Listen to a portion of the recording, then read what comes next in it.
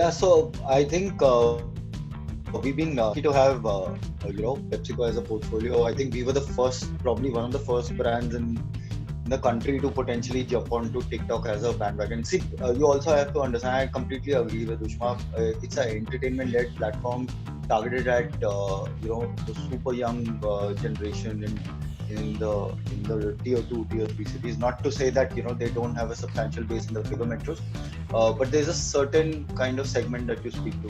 The celebs have also been and evident, right? I mean, you see, the celebrities, the so-called celebrities, are not as big on TikTok as the TikTok influencers, and they were unknown people. Like, you don't see those guys anywhere else on any of the other platforms. So I think it's a different beast altogether.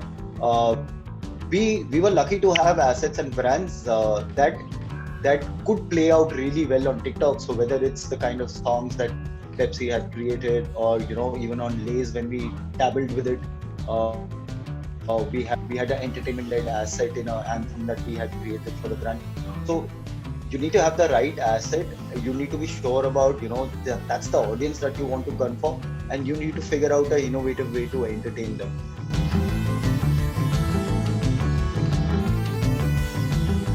Currently, the only parameters that you're judging influencers for is engagement, how many views are you getting. But what is the outcome that it's finally delivering for the brand is what brands will start asking very, very soon. And I think that's the kind of conversation that one needs to move towards if we want to talk about how this particular sub-industry within the content ecosystem is going to grow. So is it time for a model where influencers get paid for basis the kind of business that they're generating for the brand is potentially that you might start hearing about very soon. It happens on digital media, right? I mean, it's lead generation. Brands might start looking at it like that. Or if not that, then is it really driving preference for my brand? Is it really driving brand love? Is it driving awareness? What is the brand outcome? Right now, what we are talking about is a media outcome as far as this industry is concerned. But what are really the brand outcomes? The sooner and proactively we start, creating those answers before the brands start asking you for it, I think the better off we'll all.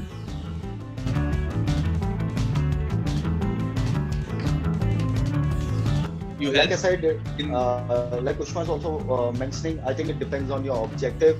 So typically what we've seen in the past is brands are largely looking at influencers as a campaign driver. मेरा campaign आ रहा है, here is my brand philosophy, create a little video around it and just proliferate it. And the main metric that they're typically currently looking at is what is not even engagement, what is the kind of reach it's giving you. So I think largely brands have been using influencers to drive awareness, and very, very specifically for campaigns.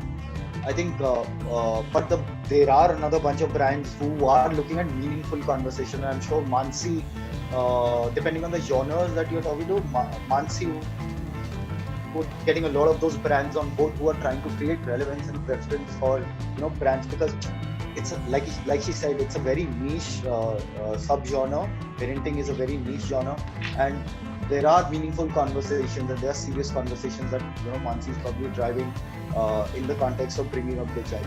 So there would be brands who are playing in nutrition or kids space, who would be looking at it differently, who would be looking at probably driving preference as a parameter.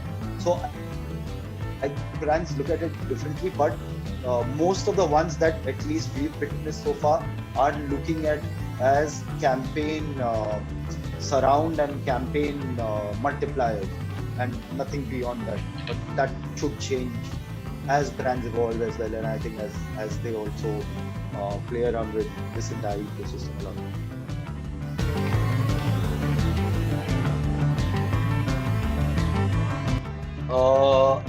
If influencer marketing continues to be relevant a year from now, 2 years from now, 3 years from now, I think it might move towards that. And we saw that with the digital ecosystem, how inventory and kind of being put together through the programmatic pipeline. It could be I won't be surprised if we end up moving towards that sort of an ecosystem. If influencer marketing specifically, if that pie ends up increasing, that's how programmatic actually came into being. When digital, they used to be 10 years ago, 15 years ago, when digital used to be 2-3% of everybody's marketing ecosystem, nobody cared. But the moment it crossed 10%, 15%, when different ways and means of buying digital came into being. Uh, but that will happen only if that it reaches that scale. But sure, why not?